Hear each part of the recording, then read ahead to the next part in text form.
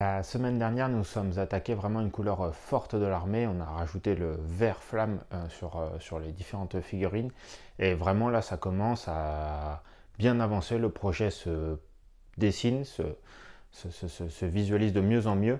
Et c'est ce qu'on va poursuivre aujourd'hui avec deux avancées majeures dans cette vidéo.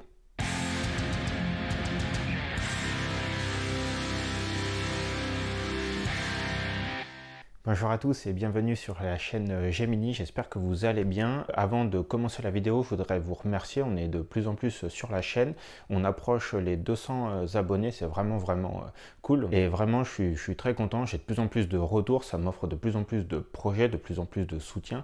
Et c'est ce qui me permet vraiment notamment de pouvoir gérer ce genre de projet puisque je sais pourquoi je le fais. À la fin, j'aurai du nouveau matériel sur lequel je pourrai m'appuyer pour faire des vidéos de meilleure qualité, je l'espère. Et vraiment, c'est ce qui me motive. Donc encore un grand merci.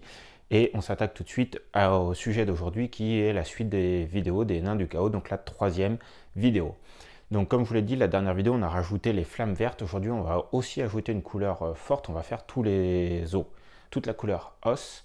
Vraiment, c'est quelque chose qui va ressortir. On va faire un os qui est relativement blanc et pour ça on va s'appuyer sur ce qui a déjà été fait comme travail. Donc pour ça je vous présente l'image avec tous les pots là que je vais utiliser. Donc en premier on était parti sur une couche de base, donc le pot le plus à droite sur la vidéo, et ensuite on a rajouté un lavis. Donc ça c'est vraiment la technique, on va dire un peu standard, que j'utilise notamment pour mon armée contre vampire.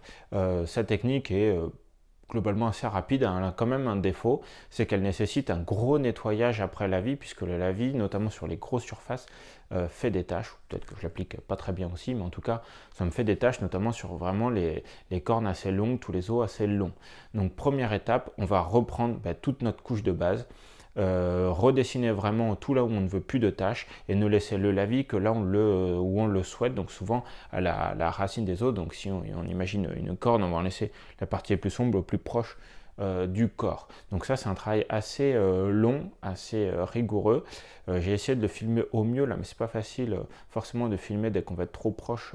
Ce jour j'ai pas toujours le bon trépied, mais voilà. En tout cas, vous reprenez votre couche de base et vous la repassez partout avec un pinceau fin en laissant vraiment les zones les plus sombres que là où vous le souhaitez, donc dans tous les creux. Et ensuite, on va rajouter à cela un premier éclairci. Donc pour ça, je reprends ma couche de base que je coupe environ à 50-50 avec une couche un tout petit peu plus claire, un os un tout petit peu plus clair. Alors un mélange 50-50, c'est assez violent. Ça va quand même faire des démarcations assez fortes. On ne va pas être sur un dégradé très lisse. Mais l'idée aujourd'hui, c'est de faire une armée. Donc il faut imaginer qu'on est sur des volumes de figurines assez importants. On le voit là, moi c'est qu'une toute petite partie de son armée, mais déjà ça représente une quantité de travail assez importante. Donc il faut quand même aller relativement vite et avoir quand même des contrastes assez forts pour que à longueur de table de jeu ça se voit. Il faut imaginer que les tables elles font 1,80 m par 1,20 m.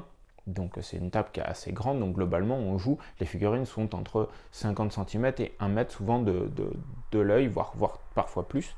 Donc voilà, donc on n'est pas obligé de faire des dégradés très lisses, c'est pas très important. Donc moi je prends mon 50-50 et je repasse partout en repartant ce coup-ci de la zone la plus éloignée du crâne et en tirant des lignes de plus en plus fines qui remontent jusqu'à la base du contact sur la figurine.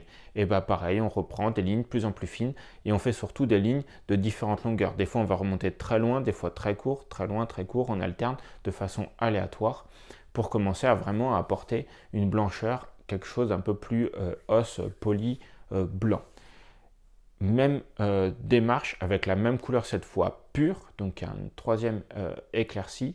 Là vraiment, on reprend, on recoupe en deux, on refait des lignes toujours plus fines, et je ferai un dernier éclairci, je me rappelle plus trop si je l'ai filmé, mais ce coup-ci avec une dernière toute couleur, mais vraiment que sur la pointe de l'os, pour vraiment refaire sortir l'éclat, comme si on arrivait sur une zone usée.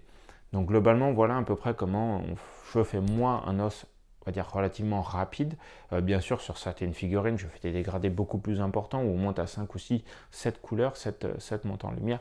Mais là, ce n'est pas l'objectif. L'objectif, encore une fois, c'est d'aller relativement vite et d'avoir une armée peinte. Puisque, je ne sais pas si vous vous souvenez, mais le principal sujet quand on peint une armée, c'est la motivation, c'est l'avancement.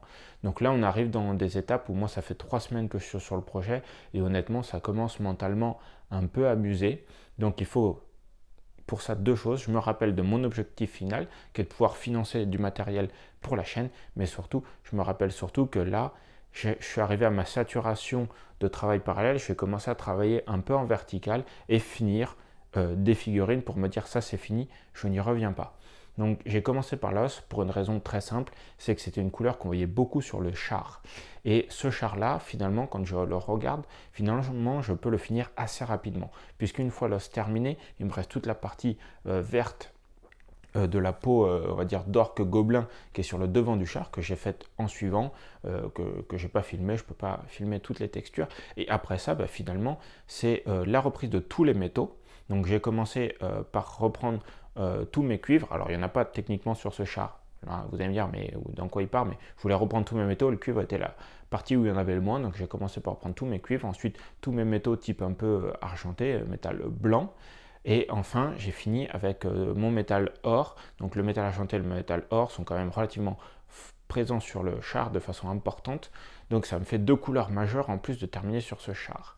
Ce qui fait que bah, finalement, je n'ai plus que 2 textures à faire sur ce char, qui sont les bois. Pour ça, j'avais séparé 2 types de bois.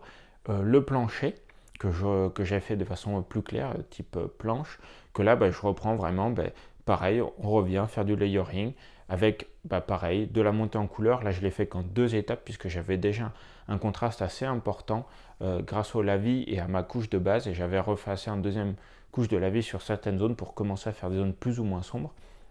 Donc j'ai repris ma couche de base et je ne l'ai coupée qu'une seule fois pour faire un éclairci. Et j'ai juste fait vraiment les arêtes après avec mon éclairci le plus clair. Ce qui fait que bah, la planche, pour moi, elle est terminée. Et les dernières, j'avais séparé cette couleur de bois des couleurs qui tiennent les espèces de symboles en hauteur, là, on va dire au bout des pics de lance, et l'essieu. L'essieu, je me suis gardé de ne pas le faire, il sera dessous, il y aura un socle, on ne le verra pas. Par contre, voilà, j'ai fait la couleur des petits supports des symboles en hauteur. Voilà, donc ça bien sûr je l'ai fait sur toutes les figurines en parallèle, mais finalement il n'y en a pas tant que ça, mais surtout bah, ce qui fait que j'ai terminé la première figurine de cette série, donc mentalement je sais que je n'y reviens plus, je peux la mettre de côté, je peux commencer à vider mon plateau, et surtout à vider aussi mon plateau de toutes les couleurs que j'ai préparées, donc ça c'est vraiment cool, et maintenant je vais vraiment enchaîner de prendre une figurine, de regarder quelle texture il me reste. Je pars sur celle-là, je l'applique bien sûr quand même sur toutes pour faire quand même de la série, mais je sais qu'à force, je vais finir de plus en plus de figurines comme ça. Donc voilà, donc je vais vous laisser moi là-dessus, je suis très content de l'avancer. Je pense que la prochaine vidéo sera la dernière du projet, où là je vais vraiment vous montrer toute la fin du projet, comment je le termine. Je ne sais pas si je referai des tutos, mais en tout cas l'idée ça sera de montrer comment, voilà, à un moment donné il faut dire stop, quels seront mes critères d'arrêt. Bah, bien sûr, hein, il y a plusieurs facteurs à prendre en compte. La première c'est qu'il faut que l'armée soit homogène et jolie. La deuxième, c'est que bah, moi, forcément, on est dans une presta, donc j'avais, on va dire, budgété un certain volume de temps. Bon, moi, je m'en fiche, hein, de dépasser pas, c'est pas du tout le but. Le but, c'est d'acquérir du matériel, mais il faut pas non plus que j'y passe des plombes non plus. Hein. J'ai aussi envie de retourner à d'autres projets. Et le dernier critère pour moi, c'est qu'à un moment donné, ben, mentalement, encore une fois, on en revient, hein, à un moment donné, il faut dire stop. La figurine est terminée, j'ai fait de mon mieux. C'est vraiment ce que j'essaye de faire. Et voilà. Donc moi je vous laisse là-dessus, je vous remercie encore une fois, j'espère qu'on va réussir à franchir là, les 200 abonnés.